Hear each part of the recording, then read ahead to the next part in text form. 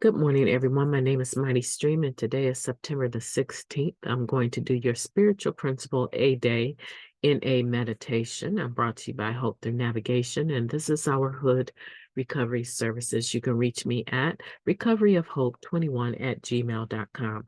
Let's go ahead and get into the screen for the meditation. Hopefully you can see that. All right. What is it entitled? We are responsible for our recovery. Although we are not responsible for our disease, we are responsible for our recovery. Basic text, chapter 3. Why are we here? I think I just said that in the other meditation for today. I said something very similar to that. So let's see what the principle is here, okay?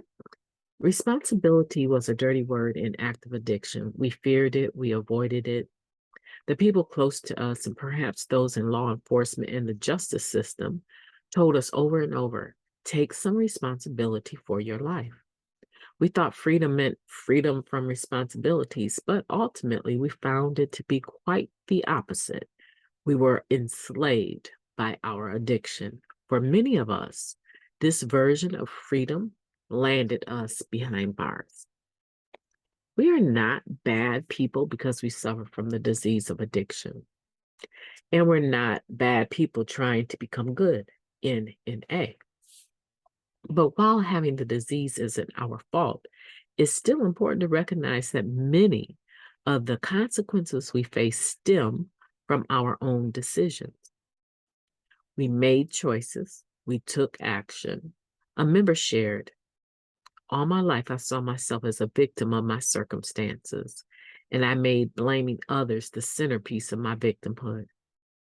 Through step work, we discovered that it's important to take responsibility for our past, even though we are powerless to change it.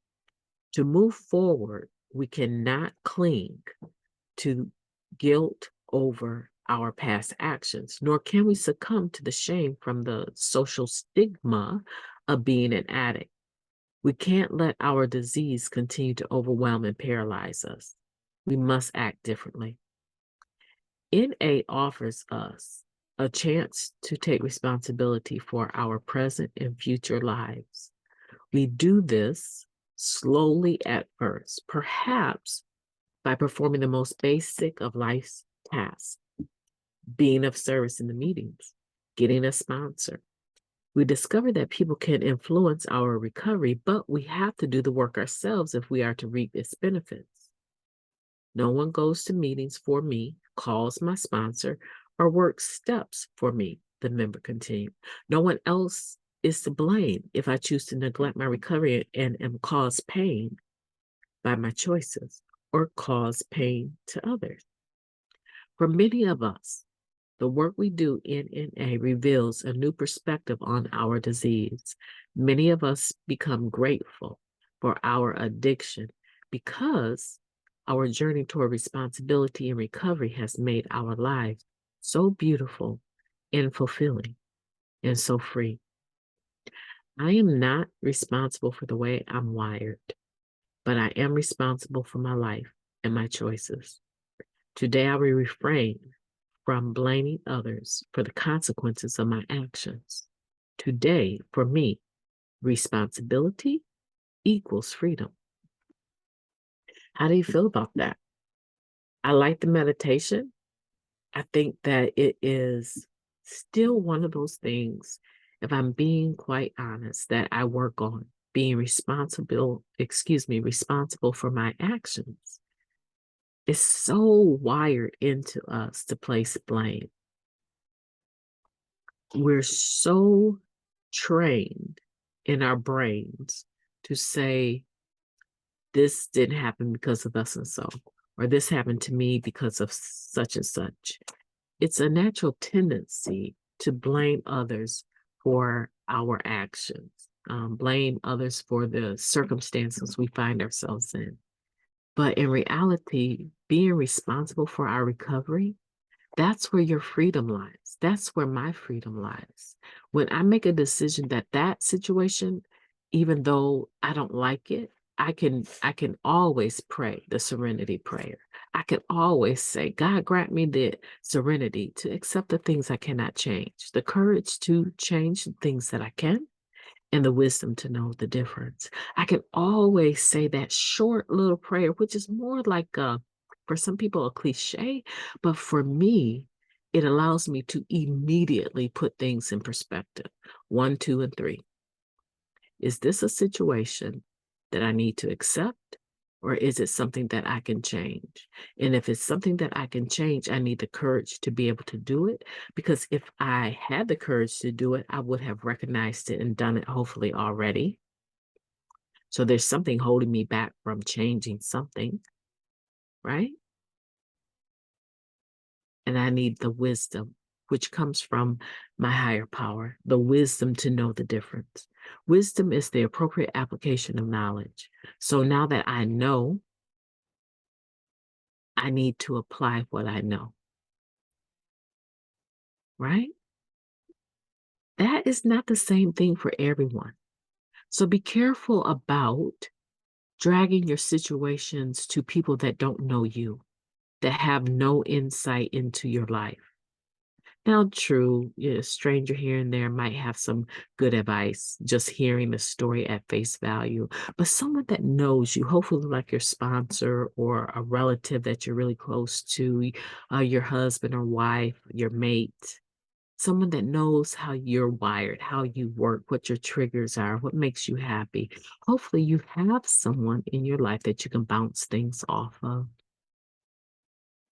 Because actually you may be thinking you can change something and then be like, you have been down this road 100 times.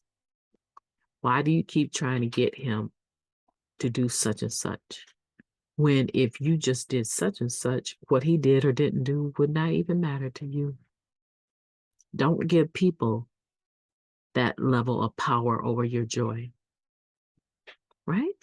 So it sounds so basic, right? That we're responsible for our recovery. But when we start thinking about how we're responsible for our recovery and how freedom can come as a result of what we're doing, of the choices that we can actually make, it becomes more attractive. With responsibility does come freedom. And a lot of us need to cut the chains of being bound to other people's whims, what their fancies are, what makes them happy. We're so attached to them that way. Our heartstrings are attached to what they do or do not do. Our self-value is attached to what they do or do not do. We need them to affirm us, but we don't. Not if you're in this process of recovery and developing a relationship with a God of your own understanding. We're not groveling before anyone. We're not doing that today. And if you're still doing that, that's okay. I'm not judging you. I'm just saying that you don't have to continue to live like that. That's one of the beauties of this program. We get to figure out who we are, self-discovery, and we get to actually be who we are. We're not begging people to love us today, right? We're not horrible people, bad people trying to become good in Narcotics Anonymous, like the reading said. No. We're improving ourselves and we are taking responsibility. We're looking at ourselves introspectively through the process of the steps because it's a wheel that has been built and it's not broken. We just need to apply it in our life. You've heard that saying, right? Narcotics Anonymous has the ability to work if you work it. And it will work even if you don't. You see? So you want the benefits of having a stable program, but you are not willing to do the work. But year after year after year, you want to run to your sponsor and complain about your circumstances. Your sponsor cannot work the steps for you. They can tell you how to apply the principles of the steps if you trust them enough. But a lot of times, you know what? We're not at that stage with our sponsor. We don't trust our sponsor. We don't trust God. We don't trust anyone. We trust ourselves. And ourselves is exactly what got us to where we are. Our best thinking got us into Narcotics Anonymous. And some people get offended by that because they have doctorates and stuff like that, right? Very intelligent, wealthy people. Yeah. But you still were dependent on a mind and mood altering substance to cope, or that was your play, right? Hard, you work hard, play hard. And then what happened?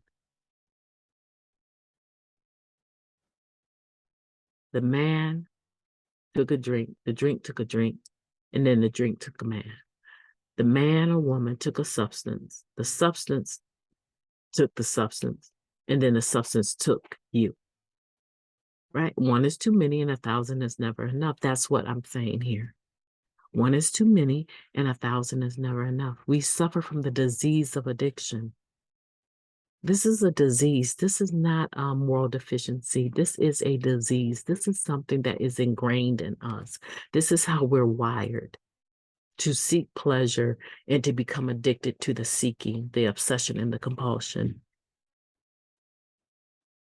That's why people say the disease lies between our two ears. It's a disorder.